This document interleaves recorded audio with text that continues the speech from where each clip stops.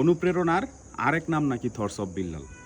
একসময় তার ভিডিওগুলো যখন ফেসবুকে আসতো, ইউটিউবে আসতো, ভালো লাগতো, সুন্দর একটা মিউজিক ইউজ করতো এবং বাস্তব জীবন সম্পর্কিত কিছু তথ্য সে ছন্দে ছন্দে প্রকাশ করতো, খুবই ভালো লাগতো। কিন্তু সম্প্রতি তার সম্পর্কে আমারও একটু নেগেটিভ চিন্তাভাবনা শুরু হয়ে গেছে যে হৃদয় ভাঙার গর্জন একটা বই, যেই সাধারণত একটা বই 50 টাকা, 100 টাকা, 200 টাকা, 250 টাকা হইতে পারে, কিন্তু সে একটা বই 1000 টাকা করে বিক্রি করতেছে। এটা আসলে মানুষকে বোকা বানানো ছাড়া আর কিছু না।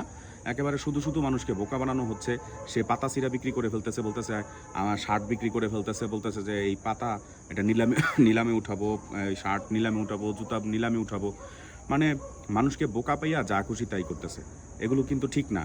আর এই যে হৃদয় বানানটা যে লিখেছে, হৃদয় বানানটাও ভুল। বইয়ের ভিতরে তার যে বইয়ের ভিতরে অসংখ্য কপি পেস্ট মেরে দিয়েছে, এরকমও কিন্তু পাওয়া গেছে। সে ভাইরাল হয়েছিল যে 3 মাসে 44 লক্ষ টাকা আয় করে ফেলছে, এরপরে অনেক মানুষ শুরু করছে।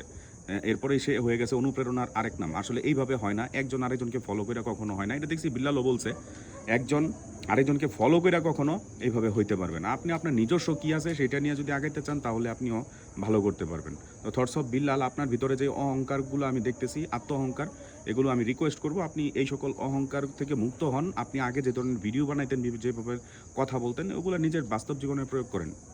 আল্লাহ হাফিজ।